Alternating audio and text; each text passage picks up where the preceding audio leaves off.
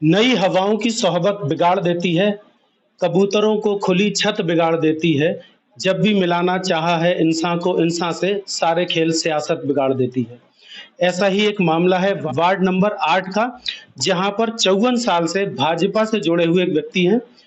54 साल से भाजपा से जुड़े रहे हैं और राजनीति के चलते, उनका कहना है कि गलत राजनीति के चलते उन्हें टिकट नहीं दिया गया। 3 बार पार्षद भी रहे हैं, 1 बार नॉमिनेटेड पार्षद रहे हैं और अब निर्दलीय चुनाव लड़ने को मजबूर हैं। क्या उनकी समस्याएं हैं?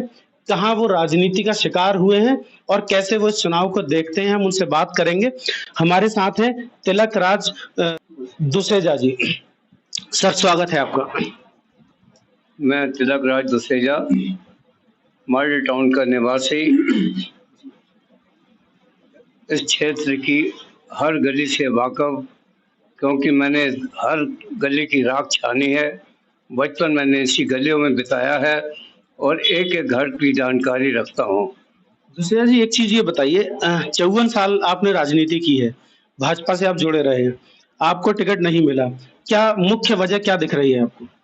मुख्य वजह यह है कि मुझे जब पहले कैंडिडेट बनाया गया तो कुछ लोगों में रोष आया कि हमारा टिकट हुआ नहीं, इसका कैसे हो गया। कुछ समथिंग मेरा यहाँ से विरोध शुरू हुआ, तो उसका फायदा जो है बाहरी प्रशासन ने उठाकर ऊपर से अपना टिकट करा लिया कि इन्हें आपस में लड़ रहे हैं, तो हम जो है उसका फायदा उठाकर उसने अपना टिकट करवा लिया। तो अब आप अपनी बहू को, मतलब अपने बेटे की बहू को चुनाव लड़वाने की तैयारी कर रहे हैं। चेतना दुसेजा जी, स्वागत है आपको। जी नमस्कार। मैडम, किस आधार पे आप अब चुनाव लड़ने की तैयारी कर रही हैं? जी, आधार तो ये है कि जो प्रत्याशी हैं, चुनाव लड़ रहे हैं, वो मतलब यहाँ के रोड्स को नहीं, आपके विरोधी हैं उनकी बात कर रही हैं। जी, वो यहाँ की जनता को ही नहीं जानते हैं, तो वो उनकी समस्याओं को क्या जानेंगे। मुझे, मेरी शादी को यहाँ 12 साल हो गए हैं। मैं लगभग अपने मॉडल टाउन से हर परिवार से जानती हूँ, हर परिवार को नहीं तो उनके परिवार के एक व्यक्ति को तो जानती हूँ, हर गली जानती हूँ, उसमें क्या विकास नहीं हो पाया पिछले 5 सालों में, क्या विकास हुआ है, मैं ये जानती हूँ। तो यही रहेगा कि अगर मेरे को सेवा का मौका दिया जाए तो मैं अपनी जो रोड्स में पानी भरता है उन रोडों को ठीक कराऊंगी, अपने जनता का विकास कराने की कोशिश करूंगी। चेतना जी का कहना यह है कि एक ऐसा बाहरी व्यक्ति जो कि हमारे वार्ड का नहीं है, जो हमारे वार्ड को कभी जानता नहीं है, पहचानता नहीं है, ऐसे किसी व्यक्ति को क्यों टिकट दे दिया गया भाजपा ने, और अगर दिया है तो हम निर्दलीय लड़ेंगे अपनी जनता के लिए और तैयारी करेंगे पूरी तरीके से।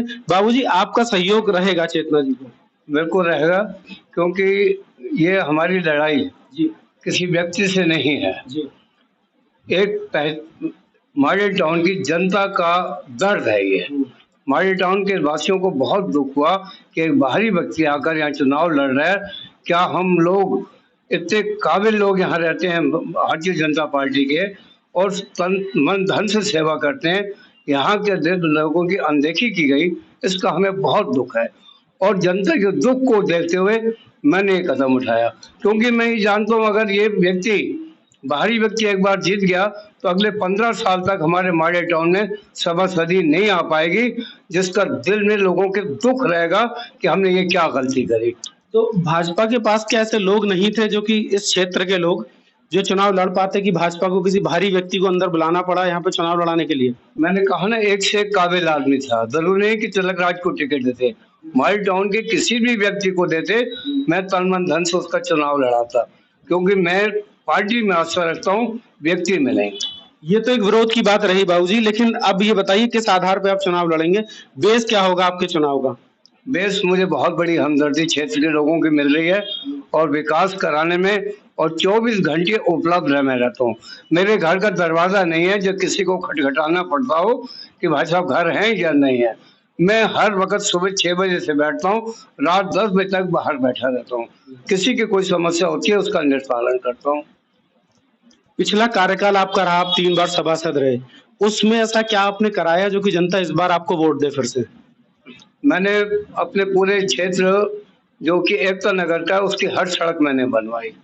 मॉडल टाउन का जितना विकास मैंने कराया था उस टाइम एक इसको आदर्श वार्ड के नाम से जाना जाता था, परंतु जल भराव की वजह से सड़कें फिर से खराब हो गई है, 15 साल उनकी वैल्यू हो गई, जबकि नगर निगम की अब नियम है कि 10 साल के बाद सड़क दोबारा बननी चाहिए। वो नहीं हो पाया विकास। मैडम, आप चुनाव लड़ रही हैं, आप जीत जाती हैं, पहला काम क्या रहेगा? जी, सड़कों का चौड़ीकरण रहेगा और दूसरा जो जलभराव हो रहा है, तो इसका नाला हम मतलब खुदवाया था, तो वो प्रेमनगर तक है, वो नाला बन नहीं पाया है। सबसे पहले मेरा प्रयास रहेगा कि वो नाला बने, जिससे सड़कें अगर बनती भी हैं तो जलभराव की वजह से वो जल्दी खराब हो जाती हैं। तो वो नाला बनेगा, जलभराव नहीं होगा और सड़कों की भी लाइफ बढ़ेगी और मतलब पानी भी नहीं भरेगा, दोनों काम होंगे। हाँ, मैं ये कह रहा हूँ, इस क्षेत्र की सफाई व्यवस्था पर मेरे टाइम में 40 कर्मचारी यहाँ पर थे, आज की तारीख में 28 रह गए, 12 उल्टा कम हो गए, क्योंकि नगर निगम में कोई नई भर्ती नहीं हो रही कर्मचारियों की। मेरी कोशिश रहेगी कि मैं बार बार प्रस्ताव अपने बहुत से लगवाऊंगा कि उन कर्मचारियों की भर्ती हो, ताकि सफाई की व्यवस्था को सही किया जाए। 54 साल का अनुभव है आपके पास।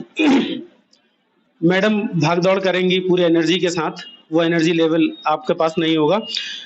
ये एक अनुभव जो 54 साल का है, ये कैसे आप नीचे दे पाएंगे मैडम को?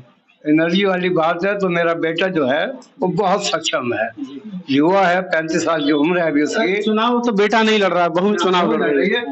ये ध्यान रखें कि हर वार्ड से पति जो है पत्नी को चुनाव लड़ा रहे हैं। मैं एक ऐसा व्यक्ति हूँ जो अपनी बहू को चुनाव लड़ा रहा हूँ, जिसे मैं बेटी मानता हूँ।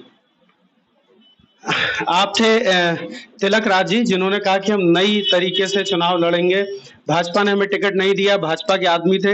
आज आप भाजपा से अलग निर्दलीय चुनाव लड़ने की तैयारी में हैं, बहू को चुनाव लड़वा रहे हैं। बहू हैं जिनका कहना यह है कि सबसे पहले हम विकास करेंगे, रोडों का चौड़ीकरण करेंगे, नालों की सफाई करेंगे और पूरे क्षेत्र में जहां भी गंदगी है उसको हमने भली प्रकार से देखा है, एक एक गली हमने घूमी है।